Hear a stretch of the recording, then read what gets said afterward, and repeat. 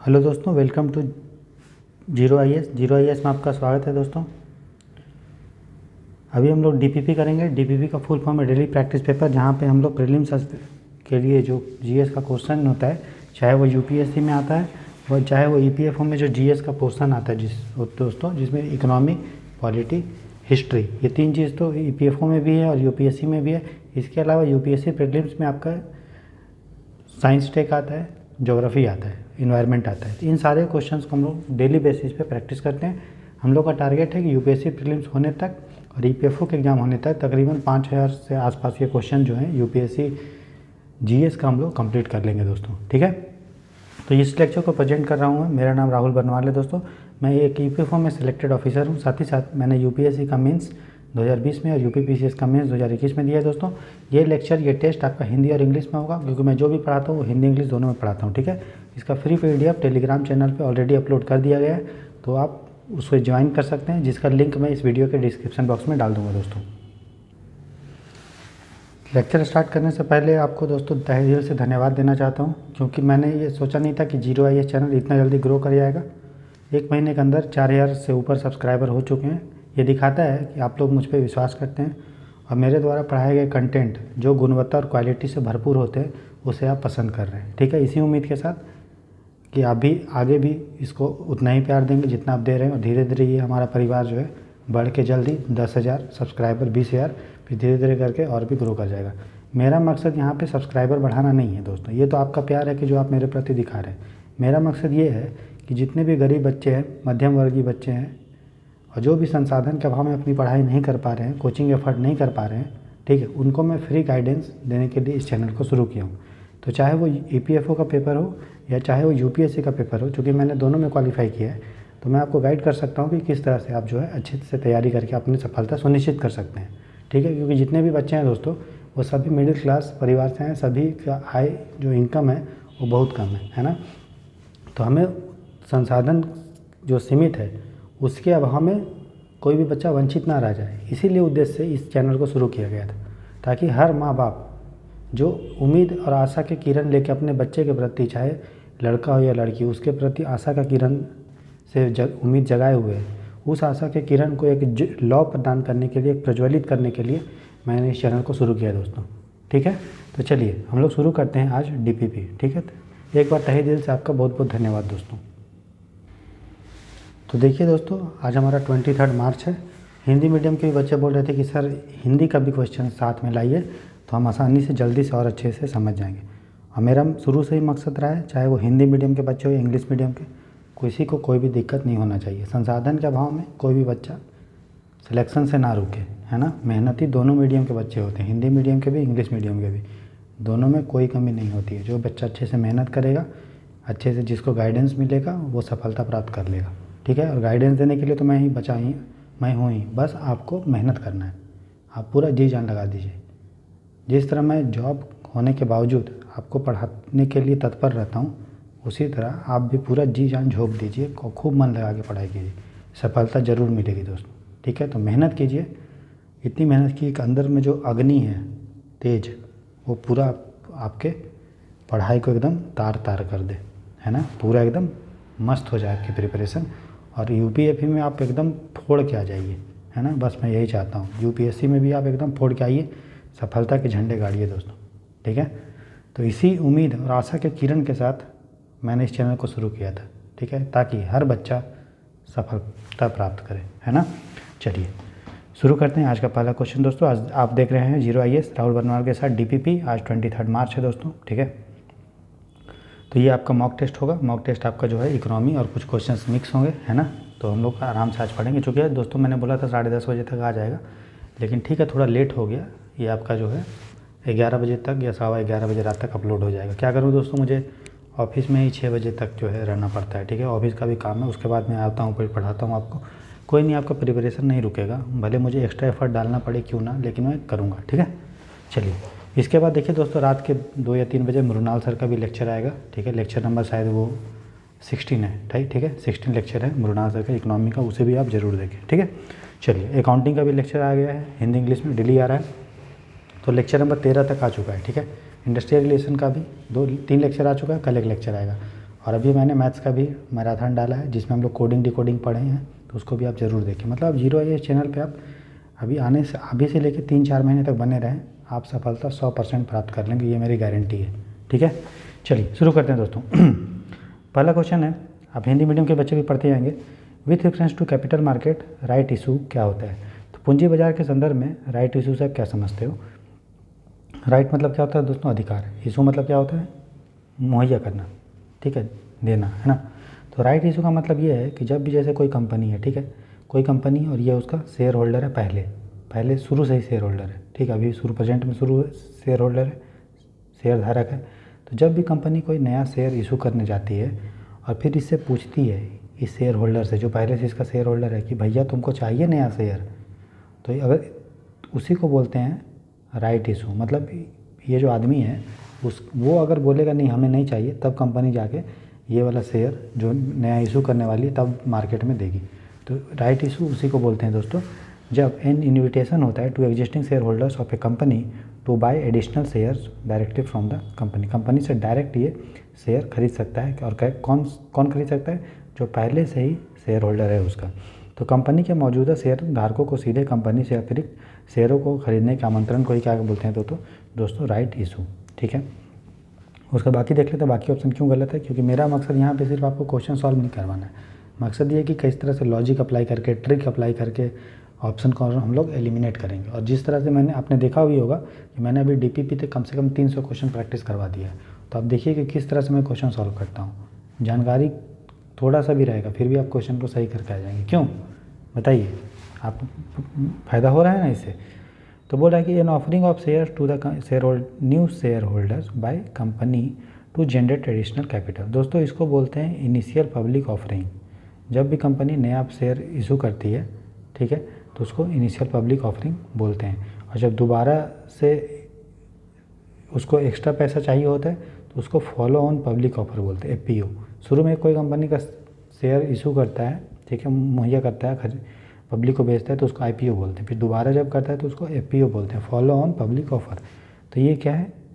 Additional capital उसको चाहिए, तो इसको या तो आईपीओ होगा या तो एफपीओ होगा। ठीक, फिर बोल रहा है buying of share from the secondary market by existing share holder of a company. बोल रहा है किसी कंपनी के मौजूदा शेयर धारकों द्वारा द्वितीयक बाजारों से। अब द्वितीयक बाजार से है तो द्वितीयक बाजार मतलब सेकेंडरी मार्केट क्या होता है? सेंसेक्स होता है, ठीक है, निफ्टी होता है, ये आपका सेकेंडरी मार्केट है दोस्तों। मतलब डायरेक्ट आप कंपनी से नहीं खरीद रहे हो, आप इन मार्केट से खरीद रहे हो। कंपनी ने क्या किया होगा? शेयर को बेचा होगा, सेंसेक्स और निफ्टी को, और निफ्टी फिर पब्लिक को बेचेगी। तो आप डायरेक्ट कंपनी से अगर खरीदोगे तब आपका ये राइट इशू होगा, कंपनी आपको अधिकार दे रही कि डायरेक्टली आप खरीदो। और नहीं, अगर आप शेयर मार्केट से खरीद रहे हो तो उसको आप सेकेंडरी शेयर मार्केट बोल देंगे, तो ये हमारा नहीं होगा, ये भी हमारा नहीं होगा। ये क्या है? Buying back of share by the company to increase the right of existing share holder. अगर कंपनी, मान लीजिए कोई कंपनी है, ठीक है, ये शेयर बेची पब्लिक को, और कंपनी ये चाह रही है कि वापस में हम शेयर जो है अपने पास खरीद लें पब्लिक से, तो उसको हम लोग बोलते हैं दोस्तों बाय बैक। बैक मतलब क्या होता है? वापस। बाय मतलब खरीदना।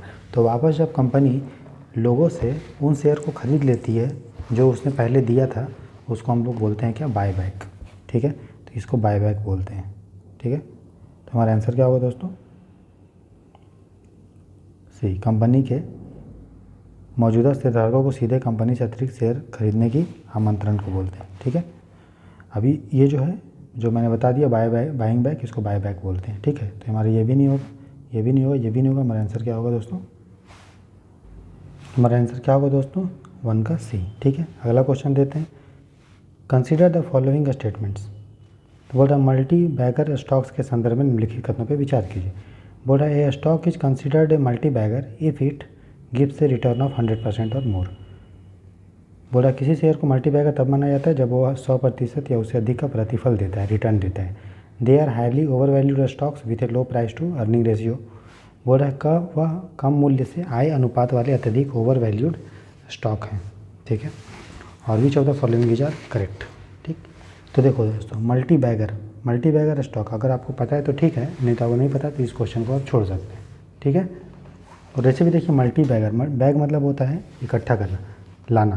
तो कोई भी स्टॉक जब 100% से अधिक का रिटर्न देता है तो उसको मल्टी बैगर बोलते हैं। ठीक है, जैसे कोई शेयर को आपने 10 रुपये में खरीदा, तो ये 10 रुपये का 100% कितना हो गया, 10 रुपये। 10 रुपये खरीदा और 10 रुपये से ऊपर का अगर रिटर्न दे रहा है, पैसा आपको मिल रहा है उससे, तो आप उसको मल्टीबैगर बोलते हैं, ये सही है। ठीक। बोल रहा है they are highly over valued. Over value का मतलब बोल रहा है कि low with a low price to earning ratio, मतलब इसका प्राइस जो होता है कम होता है और अर्निंग ज़्यादा होता है, ये बोल रहा है। तो देखिए दोस्तों, मल्टीबैगर जो होता है उसका प्राइस ज़्यादा भी हो सकता है और प्राइस कम भी हो सकता है, लेकिन ये क्या है, उसका फ़ायदा क्या है, उसका रिटर्न ज़्यादा होगा। भले उसको आप कम दाम में खरीदो, ज़्यादा दाम में खरीदो, घंटा फ़र्क नहीं पड़ता है, लेकिन मकसद ये है कि वो जब आप खरीदोगे तो आपको उस पर प्रतिफल रिटर्न बहुत ज़्यादा मिलेगा। तो हमारा ये नहीं होगा दोस्तों, समझ में आ रहा है। तो हमारा करेक्ट पूछा है, गोला कर देंगे तो कौन सा सही है दोस्तों, हमारा सिर्फ एक सही है। ठीक है, तो अगला क्वेश्चन देखते हैं, क्वेश्चन नंबर 3। ठीक है, जिन बच्चों को हिंदी भी समझ में आता है और इंग्लिश भी आता है तो वो ज़रूर हिंदी का भी प्रश्न पढ़ने का कोशिश करें, हिंदी का भी, उससे आपको समझने में आसानी होगा। भले आपको इंग्लिश का कोई टर्म नहीं समझ में आ रहा है, तो हिंदी मीडियम के बच्चे होंगे जो इसको इंग्लिश भी समझ में आता है, और इंग्लिश मीडियम के बच्चे जिसको हिंदी भी आता है समझ में, तो एक दूसरे का क्वेश्चन जो है पढ़ सकते हैं, है ना। उससे भी आपको समझ में, मैं तो पढ़ता हूँ, मुझे हिंदी इंग्लिश दोनों आता है, तो मैं दोनों पढ़ता हूँ। ठीक है, जहाँ भी हम वो फंसते हैं, सब क्वेश्चन नहीं पढ़ता हूँ, जहाँ भी क्वेश्चन पढ़ता हूँ उसको हिंदी अगर मुझे दिक्कत हो रहा है तो इंग्लिश पढ़ लेता हूँ, इंग्लिश में दिक्कत हो रहा है तो हिंदी पढ़ लेता हूँ। ठीक है, इससे आपको गलत होने का चांसेस बहुत कम हो जाता है। अगला है consider the following statement with reference to priority sector lending PSL norms. बोल रहा है प्राथमिकता प्राप्त क्षेत्र को उधार जो PSL मानदंडों के संदर्भ में निम्नलिखित कथनों पर विचार कीजिए। बोल रहा है under the norms a small finance bank must allocate 75% of adjusted net bank credit ANBC to the priority sector. ठीक है, बोल रहा है इन मानदंडों के तहत लघु वित्त बैंकों को समायोजित निवल बैंक ऋण जिसको ANBC बोलते हैं उसका 75% प्राथमिकता वाले क्षेत्र को आवंटित करना होता है। फिर बोल रहा है MSME credit and export credit are included under the category of PSL। बोल रहा है PSL के अंदर MSME को दिया गया ऋण और जो निर्यात के लिए ऋण देते हैं वो आते हैं। फिर बोल रहे हैं the provisions of priority sector lending are shall not apply to foreign bank. बोल रहा है प्राथमिकता प्राप्त क्षेत्र का ऋण जो है वो विदेशी बैंकों पर लागू नहीं होते हैं। दोस्तों मैंने मृणाल सर का इकोनॉमी में आपको PSL के बारे में पढ़ाया था, उसमें ये बोला था कि जितने भी बैंक लोन देते हैं उसमें जो स्मॉल फाइनेंस बैंक होता है दोस्तों उसको 75% देना होता है, ये एकदम सही है। ठीक, उसके बाद MSME क्रेडिट, एक्सपोर्ट क्रेडिट, ये सब उसके अंदर आता है। इसके अलावा एजुकेशन, शिक्षा, कृषि, एग्रीकल्चर, हाउसिंग, रिन्यूएबल एनर्जी, ठीक है, ये सब भी इसके अंदर आते हैं। ठीक है, मतलब ये भी हमारा सही है। लेकिन मैंने बताया था कि जो विदेशी बैंक है उनको प्रायोरिटी सेक्टर लेंडिंग जो है लागू करना पड़ता है। कितना लागू करना पड़ता है, जनरली सभी बैंकों को, कुछ बैंकों को अगर छोड़ दो दोस्तों, जैसे स्मॉल फाइनेंस बैंक है, दोस्तों अगर उनको छोड़ दें तो बाकी बैंकों को 40% करना पड़ता है। ऐसा नहीं है कि विदेशी बैंकों को लागू नहीं, विदेशी बैंकों को भी लागू है, 40% करना पड़ता है। लेकिन आपको पता होगा जैसे इंटरनल है ना कि 40% में कितना हम कृषि को देंगे, कितना हम जैसे बाकी चीज़ को देंगे, कितना हम MSME को देंगे, तो ये सब बाकी बैंकों को तो फॉलो करना है। ठीक है, लेकिन जो विदेशी बैंक है उनको ये सब इंटरनल क्लासिफिकेशन किसको कितना देना है वो फॉलो नहीं करना है। ये सिर्फ बोला गया कि विदेशी बैंकों को जितना भी लोन देता है उसको 40% देना ही पड़ेगा। ऐसा नहीं है कि अप्लाई नहीं है, लेकिन हाँ इंटरनल जो क्लासिफिकेशन है किसको कितना देगा वो नहीं है वैलिड। ठीक है, तो वैलिड है लेकिन इंटरनल नहीं है। ठीक है ना, तो कौन सा सही है तो हम टिक मार देंगे। कौन सा में टिक मारा हुआ है दोस्तों, 1 और 2 ही में मारा है, तो मेरा आंसर होगा 3 का A। समझ गए ना, इतना आसान क्वेश्चन। और ऐसे भी देखिए, कोई भी सरकार बोलेगा क्या कि विदेशी लोगों को छूट है, मतलब जिसको जितना लोन देना है, नहीं, लॉजिक लगाइए ना, विदेशी बैंक है इसका मतलब क्या कि कुछ भी करोगे क्या, है ना। और क्यों 40% के अंदर जो है डिस्ट्रीब्यूशन नहीं है, क्योंकि सर इसका जो ब्रांच होता है वो बहुत बड़े बड़े शहरों में होता है, जैसे दिल्ली में, मुंबई में, ये तो वहाँ पे कहाँ से MSME उतना होगा। तो लेकिन ये बोला गया कि आप जितना भी लोन हो है दोस्तों वो बांटोगे, लेकिन कितना किसको बांटोगे वो जो है डिस्ट्रीब्यूशन नहीं। ठीक है, लेकिन 40% आपको बांटना है। ठीक है, क्वेश्चन नंबर 4 देखते हैं दोस्तों। बोल रहा है भारत सरकार द्वारा बजट उधार के ऑफ बजट उधार के संदर्भ में, तो with reference to of budget borrowing by the Indian government which of the following statement is are correct. ठीक है, भारत सरकार द्वारा ऑफ बजट उधार के संदर्भ में निम्नलिखित में से कौन सा कथन सही है। बोल रहा है this loans are not taken by the centre directly but by another public institutions that borrows on the direction of the central government. बोल रहा है ये ऋण सीधे केंद्र द्वारा नहीं लिए जाते हैं बल्कि केंद्र सरकार के निर्देश पर उधार देने वाली एक अन्य सार्वजनिक संस्था द्वारा लिया जाता है। दोस्तों अगर आप इसका मीनिंग समझोगे, ऑफ बजट, ऑफ मतलब क्या होता है, जैसे कि बोलते हैं ना डायरेक्ट जो नहीं होता है वो इनडायरेक्ट तरीक़ा से किया जाता है, उसको हम बोलते हैं ऑफ। होता है कि नहीं बोलते हैं ऑफ कटर, ऑफ लेग। अब क्रिकेट में देखो जो डायरेक्ट नहीं होगा वो ऑफ से हम लोग करते हैं, ठीक। तो अगर सरकार डायरेक्ट अगर लोन नहीं लेती है, ठीक है, बजट के अंडर, और वो बोलती है किसी सरकारी संस्था को कि तुम जो है लोन ले लो, जैसे कि मान लो आपको पता है कि मान लीजिए ONGC है, ये भारत सरकार का एक जो है कंपनी है। तो भारत सरकार अपना लोन की पूर्ति के लिए ONGC को बोलेगी कि तुम जो है बाहर से लोन ले लो और फिर हमको ये लोन जो है का जो पैसा है वो दे देना, ठीक है। डायरेक्ट नहीं, डायरेक्ट सरकार लोन नहीं ले रहा है, जबकि ONGC को बोल रहा है कि भैया तुम लोन ले लो, फिर हमको जो है उस पैसा को, मेरा जो भी खर्चा पानी है उसको तुम निपटाना। तो ये एकदम सही है, इसी को ऑफ बजट बोलते हैं दोस्तों। क्योंकि डायरेक्ट बजट में क्या होगा, बजट में अगर लिखा होगा तो डायरेक्ट सरकार लेगा। ऑफ बजट में क्या होता है कि ऐसा कोई लिखा नहीं होता है, लेकिन सरकार अपना खर्चा पूरा करने के लिए जो भी सरकारी संस्था है उसको निर्देश देती है कि तुम जो है पैसा इकट्ठा करो, बाहर से लोन लो और हमारा जो खर्चा है, सरकार का जो खर्चा है शिक्षा में, स्वास्थ्य में, उसको पूरा करो, ठीक है। पहला सही है। दूसरा, this loans are included in the national fiscal deficit. बोल रहे हैं ये नेशनल फिस्कल डेफिसिट में आता है दोस्तों। देखो राजकोषीय घाटा में क्यों आएगा, सरकार राजकोषीय चीज़ से कर रहा है क्या, नहीं, ये तो भाई सरकारी संस्था को बोल रहा है कि तुम करो। तो फिस्कल डेफिसिट वो आता है कि जो डायरेक्टली सरकार करता है। अब इसमें आपको कन्फ्यूजन करने के लिए दे दिया, आपको पता है यार फिस्कल पॉलिसी कौन बनाता है, सरकार। तो फिस्कल डेफिसिट के किसका होगा, सरकार का। तो ये सरकार का थोड़ी है, ये तो सरकार का संस्था है।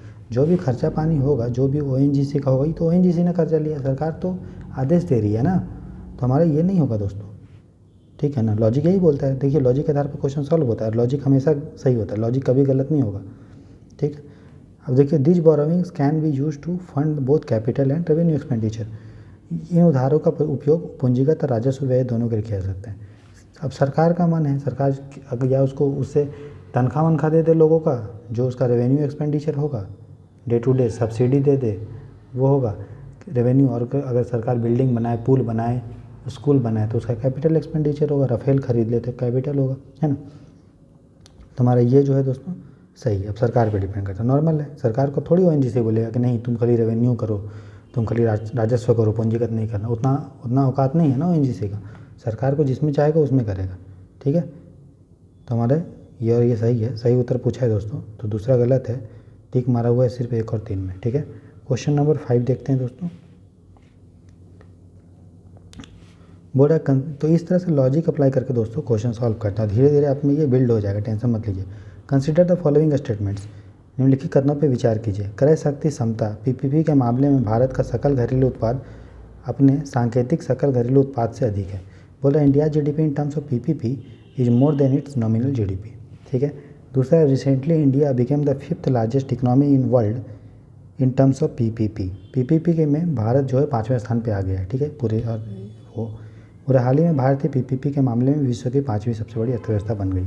तो देखिए दोस्तों PPP में क्या होता है, परचेजिंग पावर पैरिटी, क्रय शक्ति क्षमता, मतलब नाम ही है क्रय शक्ति, कितना आप खरीद सकते हो। अगर मान लीजिए $1 में अगर आप USA में एक पेस्ट्री खरीद लेते हो, पेस्ट्री, ठीक है, और इंडिया में वो पेस्ट्री आपको 40 रुपीज़ में मिलता है, ठीक है। 40 रुपीज़ में सेम पेस्ट्री आपको इंडिया में मिल जाता है 40 रुपये में। तो हम बोलेंगे कि परचेजिंग पावर पैरिटी मतलब क्रय शक्ति के अनुसार $1 में का क्रय शक्ति कितना था, एक पेस्ट्री के बराबर, और 40 रुपये का कितना था, $1 के बराबर। तब $1 बराबर हो जाएगा 40 रुपये। इसको बोलते हैं परचेजिंग पावर पैरिटी, कि दोनों देश में ये है आपका क्रय शक्ति क्षमता, ठीक है। तो अगर हम PPP के हिसाब से देखें तो इंडिया जो है दोस्तों पूरे विश्व में, ठीक है, पूरे विश्व में इंडिया तीसरे स्थान पे आता है GDP में, ठीक है। और अगर हम नॉमिनल GDP की बात करें कि नॉर्मल कि इंडिया में GDP क्या होता है कि एक इंडिया के अंदर कितना गुड्स और सर्विस प्रोड्यूस हो रहा है उसका वैल्यू, फाइनल गुड्स और सर्विस का वैल्यू, उसको जीडीपी बोलते हैं। उसमें हम लोग परचेजिंग पावर पैरिटी नहीं देखते हैं, तो उसको हम लोग नॉमिनल जीडीपी बोलते हैं। ठीक है, नॉमिनल जीडीपी बोलते हैं। ठीक है, नॉमिनल मतलब सांकेतिक सकल घरेलू उत्पाद। तो जो पीपीपी के मामले में है दोस्तों, वो भारत जो है तीसरे स्थान पे है, लेकिन नॉमिनल पे देखें अगर सांकेतिक पे, तो भारत है 5वें पे। ठीक है, तो पीपीपी के मामले में भारत आगे है, एकदम सही। ठीक है ना, India GDP in terms of PPP अधिक है, तीसरे स्थान पे, और नॉमिनल में कितने हैं, 5वें पे। और हाल ही में भारत पीपीपी के मामले में विश्व की 5वीं सबसे बड़ी अर्थव्यवस्था बन गई? नहीं, पीपीपी में तो तीसरा है भारत, विश्व की 5वीं सबसे अर्थव्यवस्था बनी है नॉमिनल जीडीपी में, सांकेतिक घरेलू उत्पाद में। ठीक है, हमारा ये गलत है दोस्तों। कौन सा करेक्ट है? तो कौन सा करेक्ट है बताइए? तो पहला करेक्ट है। ठीक है, और दूसरा हमारा इनकरेक्ट है। कौन सा सही है? फर्स्ट। समझ में आ गया ना? इस तरह से क्वेश्चन सॉल्व करते हैं दोस्तों। क्वेश्चन नंबर 6 है, निम्नलिखित फंड में से कौन सा विशेष रूप से सरकारी प्रतिभूतियों में निवेश करता है? ठीक है, कौन सा सरकारी प्रतिभूतियों में निवेश करता है? Which of the following funds invest exclusively in government securities? Index fund, open ended fund, equity oriented fund and guilt fund.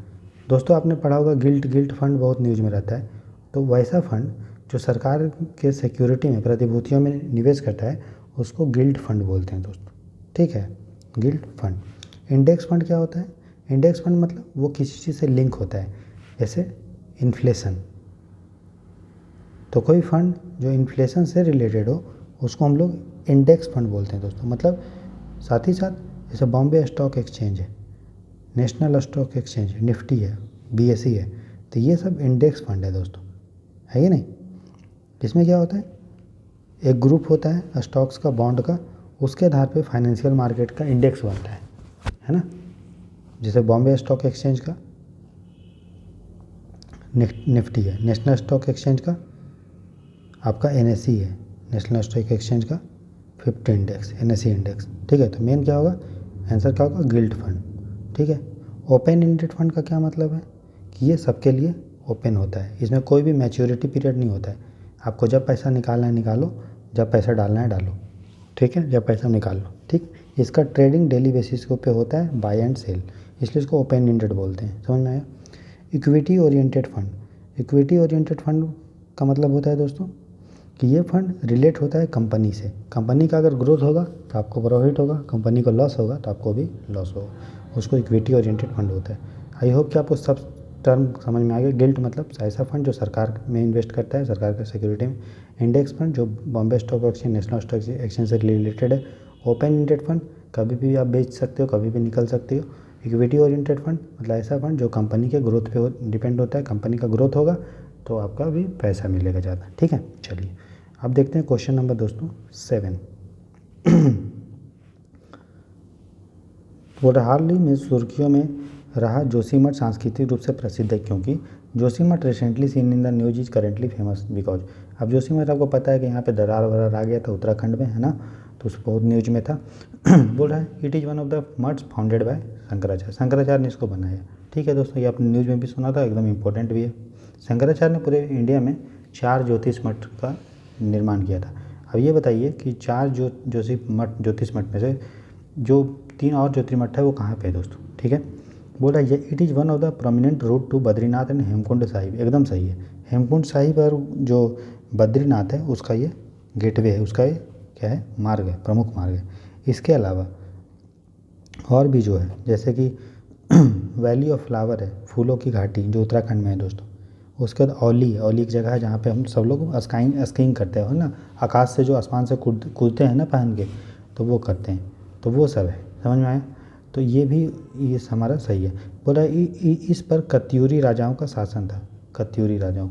देखिए दोस्तों, ये हिस्ट्री का टर्म है ना। हिस्ट्री में जब आपको मैंने क्या बताया था सॉल्व करने के टाइम, अगर आपको पता है कि भैया ये आदमी शासन नहीं किया था, तब आप उसको गलत मानिए। ठीक है, नहीं तो आप इसको सही मान के चलिए। हिस्ट्री में फैक्ट आप कितना याद करेंगे, और फैक्ट जनरली हिस्ट्री में जो दिया है, अगर आपको पता है कि ये गलत है तभी आप गलत करेंगे, नहीं तो आप उसको सही मानिए। तो पूछा है करेक्ट आंसर, तो दोस्तों 1, 2 एंड 3 तीनों हमारा सही है। समझ में आया? क्वेश्चन नंबर 8 देखते हैं। बोला कंसिडर द फॉलोइंग स्टेटमेंट्स। ठीक है, निम्नलिखित कथनों पर विचार कीजिए। नकद आरक्षित अनुपात में वृद्धि के साथ मुद्रा गुणक बढ़ता है।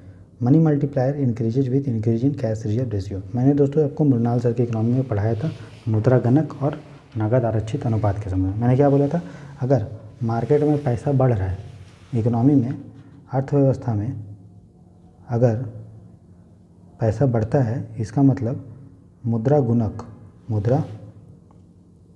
गुणक या मनी मल्टीप्लायर बढ़ता है। सिंपल सा कॉन्सेप्ट है कि नहीं। तो अर्थव्यवस्था में पैसा बढ़ना चाहिए, मतलब बैंकों के पास ज़्यादा पैसा होना चाहिए पब्लिक को लोन देने के लिए, तभी वो लोन दे पाएगी।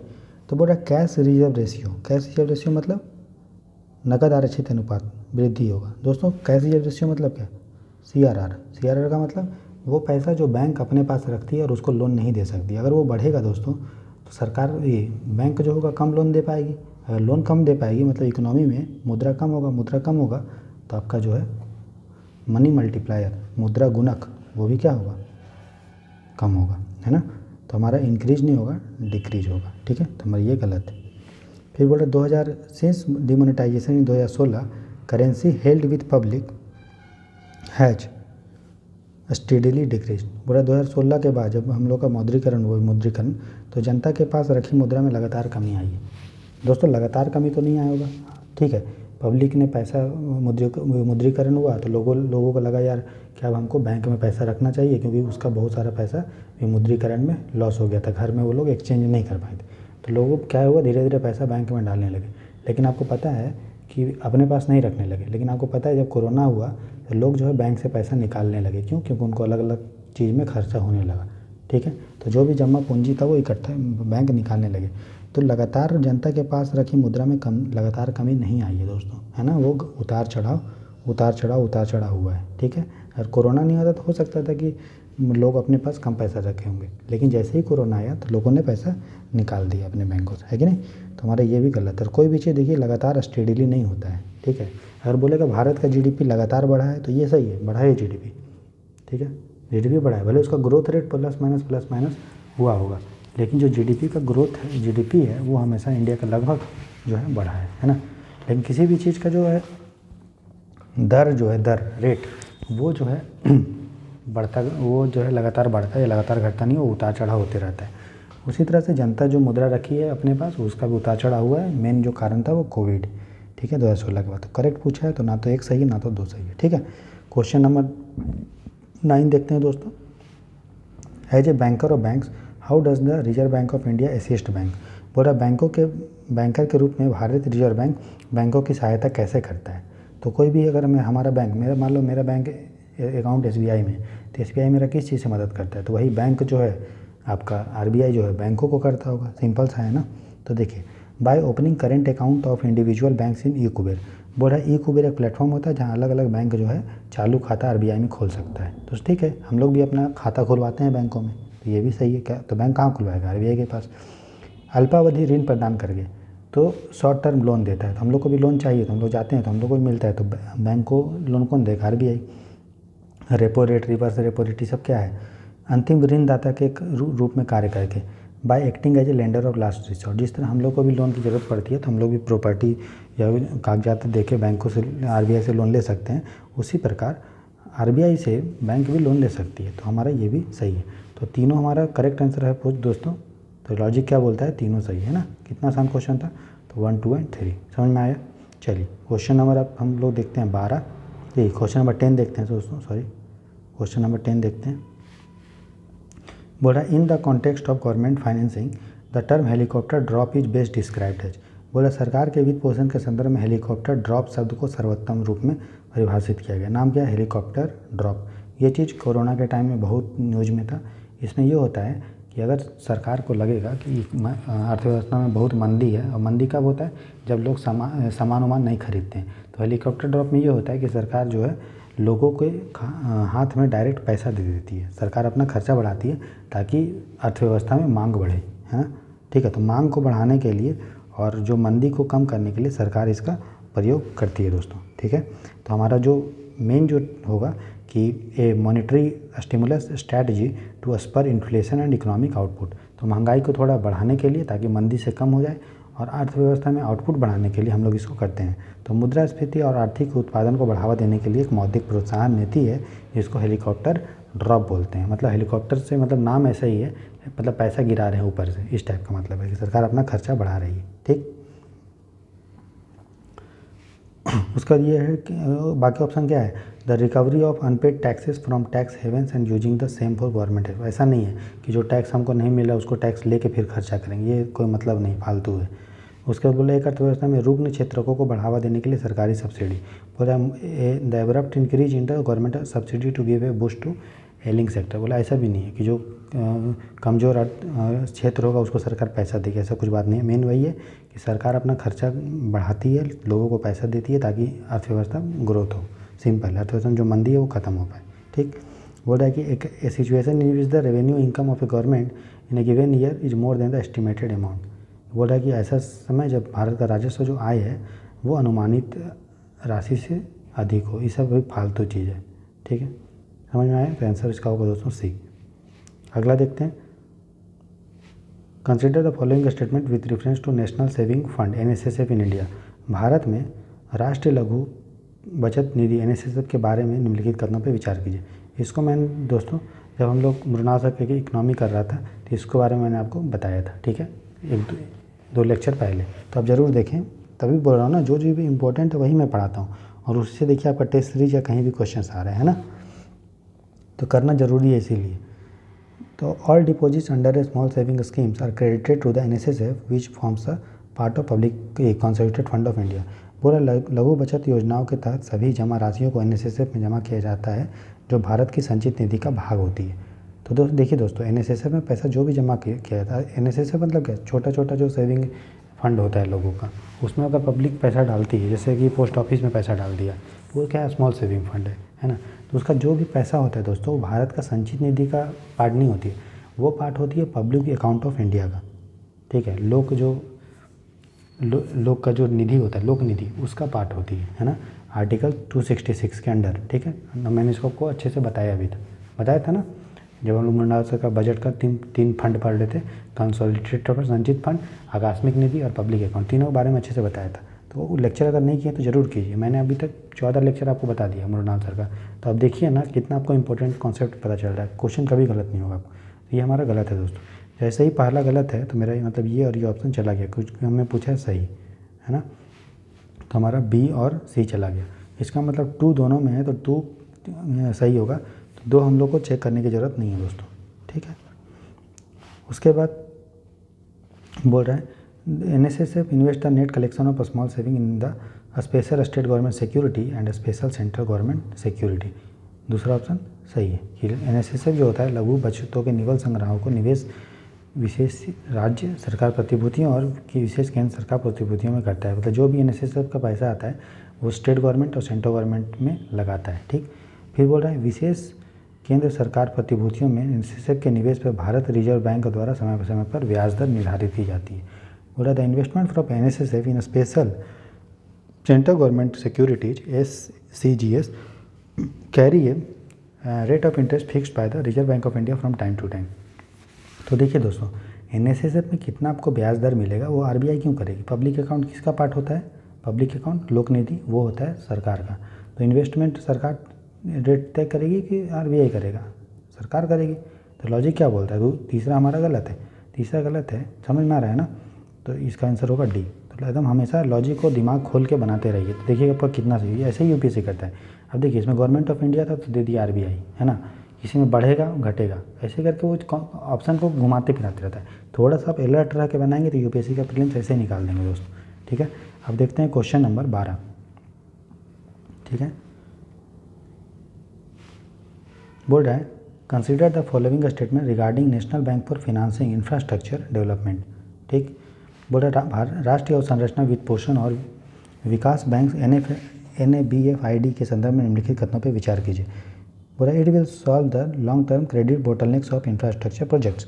यह अवसंरचनाओं से संबंधित परियोजनाओं की दीर्घकालिक ऋण बाधाओं को दूर करेगा। बोला it will be regulated and supervised as an all India financial institution by RBI।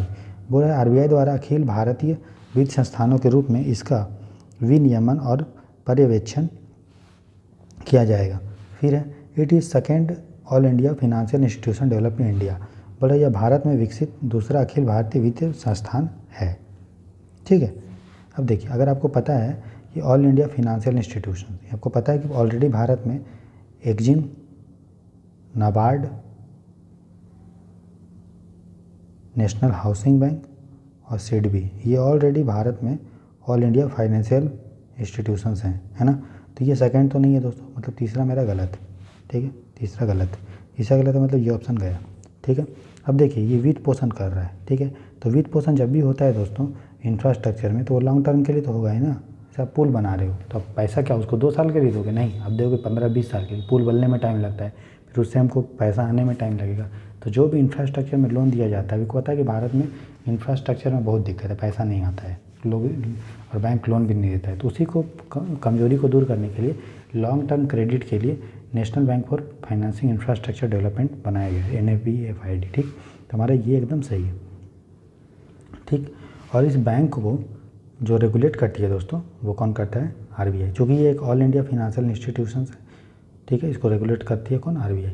अब याद रखिएगा, एक्जिम गवर्नमेंट भारत सरकार रेगुलेट करती है, नाबार्ड भारत सरकार, और थोड़ा सा RBI भी। नेशनल हाउसिंग बैंक पहले RBI करती थी, अब भारत सरकार करती है। सिडबी, इसमें बहुत सारे ग्रुप हैं, सरकार तीनों का मालिक जो है, चाहे एक्जिम है, नाबार्ड है, नेशनल हाउसिंग बैंक, तीनों का मालिक कौन है? भारत सरकार, समझ गए। और सिडबी है, उसका भारत सरकार मालिक नहीं, इसका ग्रुप बहुत सारे बैंक इसके मालिक हैं। ठीक है ना। तो चलिए, तो ये हमारा गलत है, करेक्ट पूछा है तो 1 और 2 ही सही है। तो इसका आंसर होगा दोस्तों 12 का C। बात समझ में आया? ठीक है, आ गया ना। चलिए क्वेश्चन नंबर 13 देखते हैं दोस्तों। Consider the following statement. ये भी मैंने आपको मुरनाल सर के लेक्चर में पढ़ाया है, तो जितने पढ़ाए सब देखिए दोस्तों, रिपीट हो रहा है कॉन्सेप्ट, है ना। और क्वेश्चन का देखिए लेवल कितना अच्छा है, कितना अच्छा सुंदर सुंदर क्वेश्चन है कि नहीं। कंसिडर द फॉलोइंग स्टेटमेंट, बोल रहा है return of loans are still counted as assets as the borrowers are still liable for repayment. बोल रहा है बट्टे खाते में डाले गए ऋण, रिटर्न ऑफ लोन्स को परिसंपत्ति के रूप में गिना जाता है, क्योंकि उधारकर्ता अभी भी पुनर्भुगतान के लिए उत्तरदायी होते हैं। ठीक है, तो रिटर्न ऑफ लोन्स दोस्तों वो होता है जो बैंकों का एसेट तो होता है, ठीक है, लेकिन जो बोरोवर होता है, जो उधार लेने वाला होता है, उसको रीपेमेंट करना पड़ता है वापस। जैसे कोई भी विजय माल्या को मान लो 100 रुपया दिया बैंक, ठीक है, तो बैंकों को लग रहा है यार इसमें पैसा आने में मुश्किल है 100 रुपये में, तो बैंक क्या करता है अपने बैलेंस शीट से, जब वो बैलेंस शीट दोस्तों बनाता है ना, तो उसमें से आप पता है बैलेंस शीट का 2 पार्ट होता है, एक होता है एसेट और एक होता है लायबिलिटी। ठीक है, परिसंपत्ति और दायित्व। तो सरकार का ये कोई भी बैंक अगर किसी को लोन देता है तो आपको पता है कि वो उसका क्या होता है, एसेट, परिसंपत्ति होता है। लेकिन ये जो लोन है माल्या को दिया वापस नहीं आ रहा है, तो अगर सरकार ये दिखाए और बैंक ये दिखाए कि भाई मेरा एसेट है अभी घट गया, क्यों घट गया?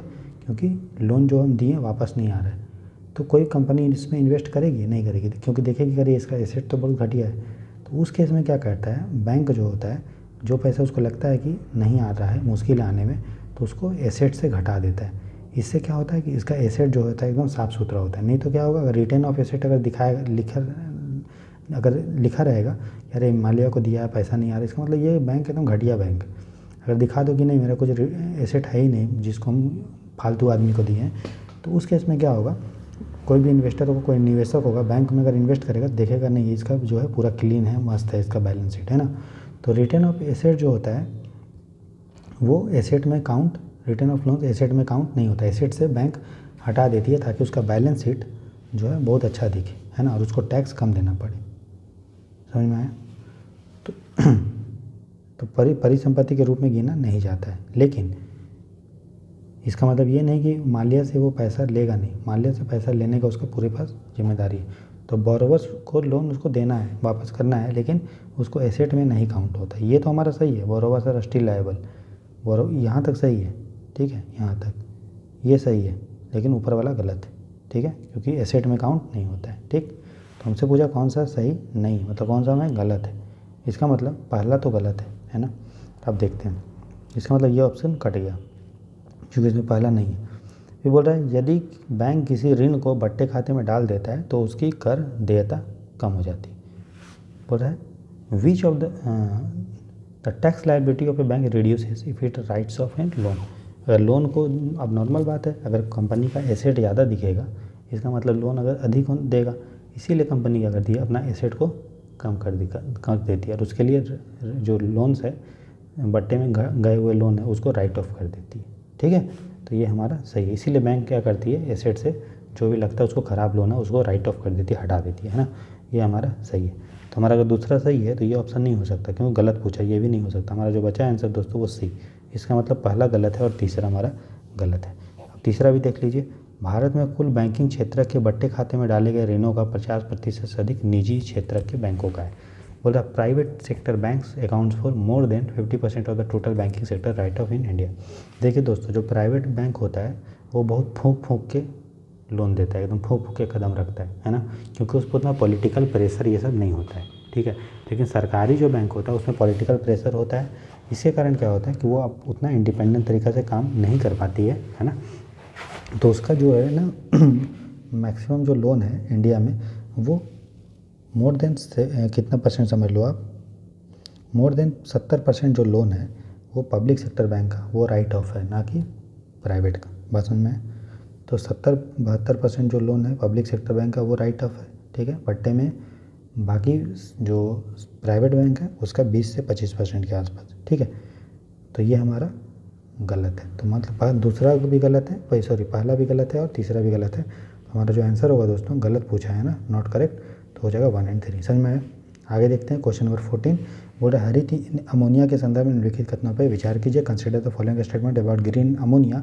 It is produced by using hydrogen from water electrolysis and nitrogen separated from the air. बोल रहा है इसको पानी में जो वाटर इलेक्ट्रोलाइसिस से प्राप्त हाइड्रोजन और वायु से पृथक की गई नाइट्रोजन का उपयोग करके किया जाता है। ठीक है, बोल रहा है it is cost efficient as compare to conventionally produced ammonia. बोल रहा है परंपरागत रूप से उत्पादित अमोनिया की तुलना में यह किफ़ायती होता है, मतलब सस्ता होता है।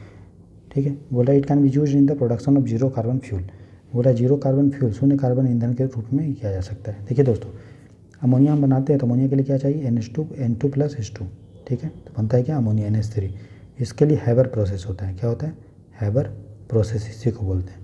ठीक है, तो अगर नाइट्रोजन से आप नाइट्रोजन ले लो हवा से, हवा में नाइट्रोजन है 78%।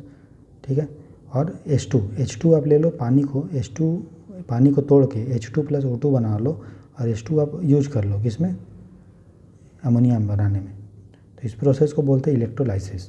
ठीक है, और ये ग्रीन इलेक्ट्रोलाइसिस क्यों बोलते हैं, क्योंकि इसमें हम लोग पानी को तोड़ के वाटर बनाते हैं, अलग से हम लोग हाइड्रोजन जो है नहीं बनाते, इसलिए ग्रीन बोलते हैं, है ना। पानी से बनाएंगे इलेक्ट्रोलाइसिस करके, पृथक्करण करके, तो हम लोग को ग्रीन बोलेंगे। और जो कि इसमें बनाने में बहुत एनर्जी खर्च होता है दोस्तों, और इसमें पैसा भी खर्च होता है, इसीलिए ये सस्ता नहीं है। बल्कि अभी जो अमोनिया हम लोग जनरल नॉर्मल प्रोसेस से बना रहे हैं उससे क्या है, महंगा है। समझ में आ रहा है ना। तो हमारा दोस्तों ये गलत है। ठीक, दूसरा गलत है और ये सही है कि हाइड्रोजन आप ले लो पानी से और वायु से ऑक्सीजन, ये नाइट्रोजन ले लो और बना लो, ये एकदम सही, तभी तो उसको ग्रीन बोलते हैं। और ग्रीन है मतलब जो है जीरो कार्बन है, कार्बन उत्सर्जन नहीं करता है कि नहीं। तो हमारा आंसर होगा दोस्तों पहला और तीसरा, क्योंकि हमारा दूसरा जो है गलत है। तो हमसे करेक्ट पूछा है तो आंसर होगा दोस्तों इसका 14 का सी। क्वेश्चन नंबर देखते हैं 15। देखें दोस्तों, इस तरह से हम लोग जो है बनाते हैं पेपर, है कि नहीं, मज़ा आ रहा है ना। बोल which of the following is not correct with respect to Phillips curve. Phillips curve आपको पता है, फिलिप्स वक्र के बारे में सिंपल सा रिलेशनशिप होता है। क्या होता है, ये हमारा इन्फ्लेशन होता है इस तरफ, ठीक है, और इस तरफ क्या होता है, बेरोजगारी दर।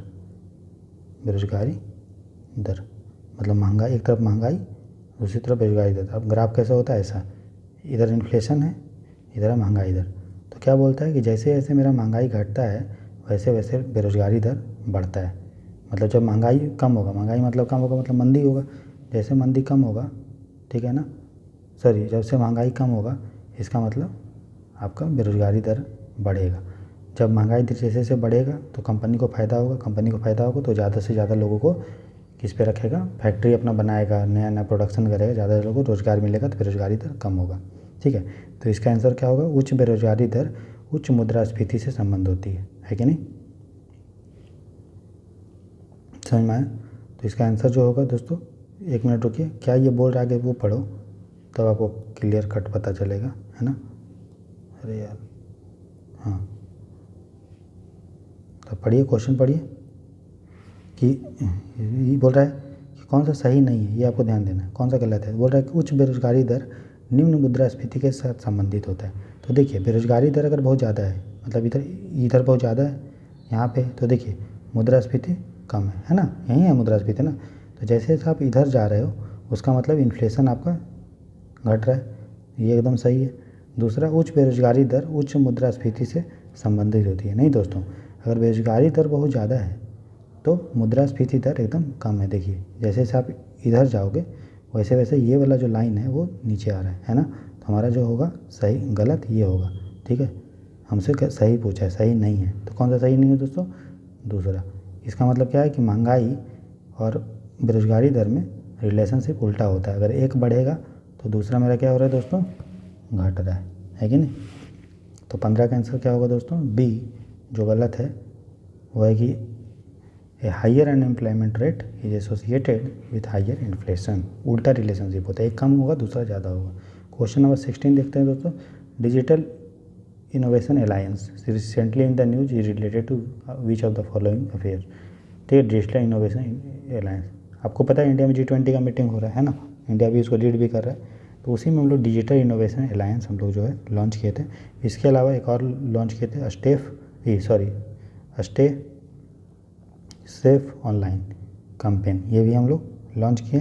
और G20 डिजिटल इनोवेशन अलायंस हम लोग लॉन्च किए हैं। इसका वही मतलब है कि हम लोग जो आपस में डिजिटल टेक्नोलॉजी में कोऑर्डिनेशन करेंगे, सहयोग करेंगे। आंसर क्या होगा दोस्तों, 16 का बी। तो आप डायरेक्ट याद रखिए, डिजिटल इनोवेशन अलायंस किसका है, G20 का। Stay safe alliance, stay safe online किसका है, G20 का। अभी G20 का मीटिंग कहाँ हो रहा है दोस्तों, इंडिया में, ठीक है। चलिए क्वेश्चन नंबर 17 देखते हैं। With reference to non accelerating inflation rate of unemployment, जिसको नैरू बोलते हैं, बेरोजगारी की गैर गतिवर्धक मुद्रास्फीति दर नैरू के संदर्भ में निम्नलिखित कथनों पर विचार कीजिए, ठीक है। तो बोला it accounts for the impact of inflation on unemployment in an economy, यह अर्थव्यवस्था में बेरोजगारी पर मुद्रास्फीति के प्रभाव को स्पष्ट करती है। दूसरा है कि the economic operates above its full capacity when the unemployment rate is lower than the NAIRU. बोला बेरोजगारी दर के नैरू से कम होने पर अर्थव्यवस्था अपनी कुल क्षमता से अधिक कार्य कर रही है, ठीक है। तो देखिए दोस्तों, नैरू हमें ये बताता है कि ये बेरोजगारी का वो दर होता है जो महंगाई की दर से सापेक्षता रखता है, ठीक है। इसका मतलब जब भी नैरू होता है दोस्तों, तो जो महंगाई में उतार और चढ़ाव होता है, ठीक है, और जो बेरोजगारी दर के टाइम जो भी तनख्वाह में उतार चढ़ाव होता है, दोनों एक दूसरे को कैंसिल कर देता है, ठीक है। तो जो मेरा बेरोजगारी में दर होगा वही हमारा इन्फ्लेशन में भी रेट में होगा। तो ये एकदम सही है, it account for the impact of inflation on the unemployment. जैसे जैसे बेरोजगारी का दर घटता बढ़ता है उसी तरह अनएम्प्लॉयमेंट भी घटता बढ़ता है, ये भी एकदम ये हमारा सही है। दूसरा है the economy operates above its full capacity when the unemployment rate is lower than the NAIRU. ये भी सही है, जब भी बेरोजगारी दर नैरू से कम होता है इसका मतलब इकोनॉमी हमारा जो है कुल क्षमता से अधिक कार्य कर रहा है। दो चीज़ आपको नैरू के संदर्भ में याद रखना है कि महंगाई और बेरोजगारी दर का डायरेक्ट संबंध बताता है ये, साथ ही साथ ये भी बताता है कि जब भी हमारा इकोनॉमी कुल क्षमता में अधिक काम करता है तो उसमें मेरा जो नैरू होता है, मतलब non accelerating rate of unemployment, वो हमारा क्या होता है, फुल एम्प्लॉयमेंट उससे ज़्यादा होता है, ठीक है। चलिए, तो क्वेश्चन हमारा कौन सा सही है दोस्तों, इसका है सी, ठीक। ये चीज़ को भी हम लोग मृणाल इकोनॉमी में नहीं पढ़े हैं, जब ह्यूमन रिसोर्स डेवलपमेंट में हम लोग बेरोजगारी पढ़ेंगे दोस्तों तो वहाँ पे ये क्लियर हो जाएगा। तो हड़बड़ाने की बात नहीं, सब चीज़ आप सॉल्व नहीं कर सकते, कुछ चीज़ आपको छोड़ना होता है। तो इस क्वेश्चन को मान लो कि हम नहीं बनाएंगे एग्जाम में, है कि नहीं। उसके बाद क्वेश्चन नंबर नेक्स्ट क्वेश्चन देखते हैं दोस्तों, क्वेश्चन नंबर 18। ओहो दोस्तों, हिंदी मीडियम में ये प्रिंट नहीं हो पाया है ना, तो कोई नहीं, हम लोग क्वेश्चन नंबर ये छोड़ देते हैं, हम लोग क्वेश्चन नंबर 18, 19, 20 छोड़ देते हैं, हम लोग कल इसको पक्का ले लेंगे, ठीक है ना, टेंशन मत लीजिए। क्वेश्चन नंबर 24 इसमें दिया हुआ है तो 24 देख लेते हैं, ठीक है। क्वेश्चन नंबर 17, 18, 19, 20, 21, 22, 23, 17 तक तो कर लिए हम लोग दोस्तों, है ना। देखिए 17 तक की कर लिए, 18, 19, 20, 21, 22, 5 क्वेश्चन नहीं करते हैं अभी, ठीक है, हम लोग कर लेंगे कल, टेंशन मत लीजिए, है ना। 23 तक छोड़ देते हैं, 24 तक दिया है क्योंकि देखिए डायरेक्ट यहाँ पे 17 से दिया है, फिर प्रिंट शायद नहीं हुआ, 24 आ गया, तो कोई नहीं, कल हम लोग देख लेंगे जो भी मिसिंग क्वेश्चन है, नहीं अगर कहीं कवर है तो हम लोग उसको कर लेंगे, ठीक है। तो आगे देखते हैं क्वेश्चन नंबर 24। तो देखिए दोस्तों क्वेश्चन नंबर 24 है, जो क्वेश्चन मिस हो गया दोस्तों उसके लिए माफ़ी चाहता हूँ, ठीक है, हम लोग कल उसको कर लेंगे, टेंशन मत लीजिए, और आगे से ऐसे गलती नहीं होगी, ठीक है, माफ़ी चाहता हूँ उसके लिए। चलिए क्वेश्चन नंबर 24 देखते हैं। With reference to Small Industry Development Bank of India SIDBI consider the following statements. बोला भारतीय लघु उद्योग विकास बैंक सिडबी के संदर्भ में निम्नलिखित कथनों पर विचार कीजिए।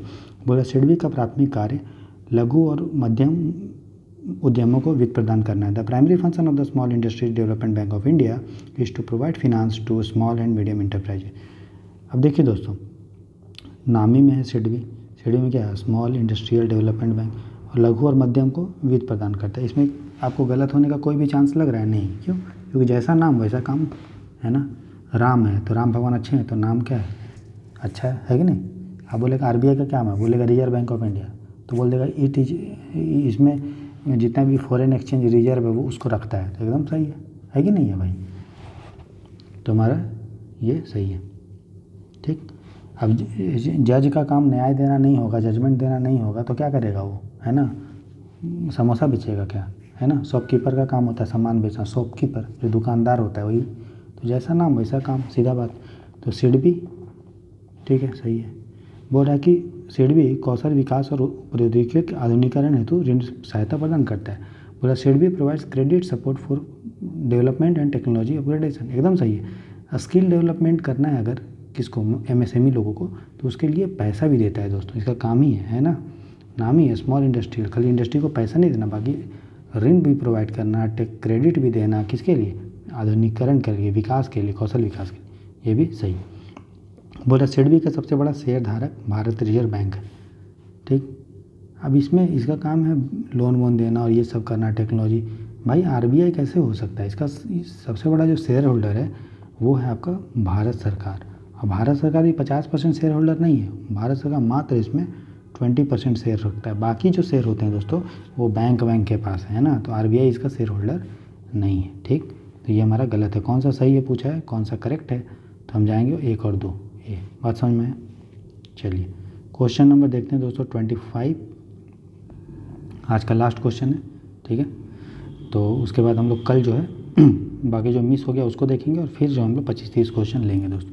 बोल which of the following can be possible impacts of monetization of the deficit from the Reserve Bank of India. बोला निम्नलिखित में से कौन से भारतीय रिजर्व बैंक से घाटे के मुद्रीकरण के संभावित प्रभाव हो सकते हैं। देखिए डेफिसिट किसका होता है दोस्तों, सरकार का। तो सरकार अपना खर्चा पूरा करने के लिए आरबीआई से उधार में लोन लेता है, डायरेक्ट नहीं लेता। अभी प्रेजेंट में डायरेक्ट सरकार आरबीआई को नहीं बोल सकता भाई पैसा दो, आरबीआई का सरकार क्या करेगा, इसके पास जो भी सरकारी प्रतिभूतियाँ हैं वो आरबीआई को सेल करता है, बेचता है। तो आरबीआई को बेचेगा प्रतिभूतियाँ, तो इसको सरकार को क्या मिलेगा, गवर्नमेंट को, गवर्नमेंट सिक्योरिटी, सरकारी प्रतिभूतियाँ किसको बेचा, सेल किया, आरबीआई को। तो आरबीआई बदले में क्या देगा, पैसा। इसी को हम लोग दोस्तों बोलते हैं मोनेटाइजेशन ऑफ डेफिसिट। जो भी सरकार का घाटा हुआ उस घाटा को भरपाई के लिए, राजस्व का घाटा हुआ या बजट का घाटा कोई भी हुआ, सरकार उस भरपाई के लिए आरबीआई को बोलती है भैया हम देखो तुमको गवर्नमेंट सिक्योरिटी बेच रहे हैं और बदले में तुम हमको जो है पैसा दो, खरीदो इसको, है ना। तो सरकार ऐसे क्यों करती है, सरकार के पास अगर पैसा आएगा इसका मतलब सरकार अपने पास रखेगी क्या, खिचड़ी खाएगी क्या, नहीं। सरकार उसके पास जो भी पैसा आता है वो उसको इकोनॉमी में लगाती है। तो जब भी सरकार इकोनॉमी में पैसा डालेगी तो आपको पता है एक फार्मूला है बहुत फेमस है, एग्रीगेट डिमांड, समग्र डिमांड बराबर होता है सी, आपने पढ़ा होगा सी प्लस, मैं अच्छे से लिख देता हूँ। ये जो फार्मूला है दोस्तों वो समझ लीजिए इकोनॉमी का फाउंडेशन है, और ये फार्मूला में से यूपीएससी प्रीलिम्स में 2-3 क्वेश्चन आपके ऐसे ही बन जाएंगे। तो एग्रीगेट डिमांड आप लिख लीजिए इसको, सी प्लस आई प्लस जी प्लस एक्स माइनस एम। ये आपका जीडीपी निकालने का भी टेक्निक है, किस मेथड से, कंजम्पशन मेथड से। ठीक है। तो एग्रीगेट डिमांड बराबर consumption plus investment plus government expenditure plus export और माइनस इंपोर्ट। तो सरकार के पास जो भी पैसा है, जी मतलब क्या हुआ, गवर्नमेंट एक्सपेंडिचर। तो सरकार के पास अगर पैसा आएगा तो वो एक्सपेंड करेगी, खर्चा करेगी। खर्चा जब करेगी सरकार दोस्तों, तो उससे क्या होगा, मांग बढ़ेगा, एग्रीगेट डिमांड बढ़ेगा, मांग बढ़ेगा। तो ये हमारा एकदम सही है दोस्तों, ये हमारा सही है पहला। ठीक है, जैसे ही पहला सही है तो ये ऑप्शन हम हटा देंगे। क्यों? क्योंकि इसमें पहला नहीं है, क्योंकि हमें पूछा है सही उत्तर, है ना। फिर बोल रहा है सरकारी बॉन्ड्स की रेटिंग में गिरावट। देखो दोस्तों, सरकार अगर लोन लेगी इसका मतलब ये माना जाएगा कि सरकार है एकदम बेवकूफ़। सरकार जो है अपना खुद खर्चा नहीं उठा पा रही है, दूसरे से लोन ले रही है। कोई भी आदमी लोन लेगा तो वो लोग उस पर विश्वास करेंगे क्या? नहीं, है ना। तो इसका क्या होगा, सरकार का जो बॉन्ड का रेटिंग है दोस्तों वो क्या हो जाएगा, उसमें गिरावट। ये एकदम सही है, ठीक है। इसीलिए पाकिस्तान का बॉन्ड वॉन्ड देखिएगा तो एकदम नेगेटिव में जाएगा। क्यों? क्योंकि साला भिखमंगा लोन ले रहा है ना। ठीक है, रुपये का और बोलेगा कि हमको कश्मीर चाहिए, ये तो वही बात हो गया ना। चलिए आगे देखते हैं। बोला कि डेप्रिसिएशन ऑफ रुपी, रुपये का मूल्य ह्रास, मतलब रुपया का गिरना। तो दोस्तों कोई चीज़ का दाम कब गिरता है, जब वो चीज़ बहुत ज़्यादा हो जाएगा। अभी एप्पल का फ़ोन का रेट कितना है, आईफोन का बहुत ज़्यादा है। क्यों? क्योंकि मार्केट में आईफोन जो है बहुत कम है एकदम, और क्वालिटी जो है बहुत हाई है और सामान कम है। अभी आप ले लो तो कीपैड फ़ोन लो, कीपैड फ़ोन जो होता है छोटा वाला, याद है बचपन में टिटी टिटी करते थे, सांप सीढ़ी वाला खेलते थे। सांप सीढ़ी नहीं, सांप वाला, है ना, बहुत मज़ा आता था खेलने में। नहीं, सांप था, इसको खाता था, इसे बड़ा होते जाता था इधर इधर, मज़ा आता था दोस्तों। कमेंट में बताइएगा। तो देखिए, तो अभी कीपैड फ़ोन का रेट कम क्यों है? क्योंकि अभी ये मार्केट में बहुत ज़्यादा है कीपैड फ़ोन, है ना। बहुत लोग इसका जो है डिमांड एकदम कम कर दिए और जो है मार्केट में बहुत ज़्यादा है। तो रुपया कब घटेगा, रुपया का मूल्य तब घटेगा दोस्तों जब रुपया मार्केट में बहुत ज़्यादा है। कोई चीज़ बहुत ज़्यादा होता है तो उसका दाम एकदम घट जाता है। सही बात है, गलत बात? सही बात है। अभी सरकारी गवर्नमेंट जॉब का डिमांड बहुत ज़्यादा है। क्यों? क्योंकि सरकारी नौकरी बहुत कम है। सब लोग बनना चाहते हैं आईएएस। क्यों? क्योंकि आईएएस का सीट बहुत कम है ना, पावर बहुत ज़्यादा है। तो उसी तरह जब भी रुपया मार्केट में बढ़ेगा, मतलब रुपया जब भी कोई चीज़ का दाम, कोई चीज़ का सप्लाई, कोई चीज़ की आपूर्ति बढ़ती है तो उसका मूल्य में गिरावट हो जाता है। ठीक है, समझ गए? इतना तो आपको पता है, ठीक है। जैसे सब लोगों को छोड़िए, ये एग्जांपल नहीं दूंगा। तो रुपये का मूल्य ह्रास, समझ गए। तो देखिए आरबीआई गवर्नमेंट सिक्योरिटी खरीदा, किससे खरीदा? गवर्नमेंट से। बदले में क्या दिया? पैसा। पैसा कहाँ आया? रुपया कहाँ आया? इकोनॉमी में। तो इकोनॉमी में क्या हो गया?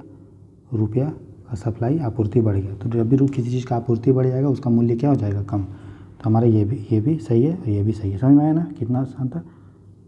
ये भी सही है। तो 1, 2 एंड 3 होगा इसका आंसर, करेक्ट आंसर।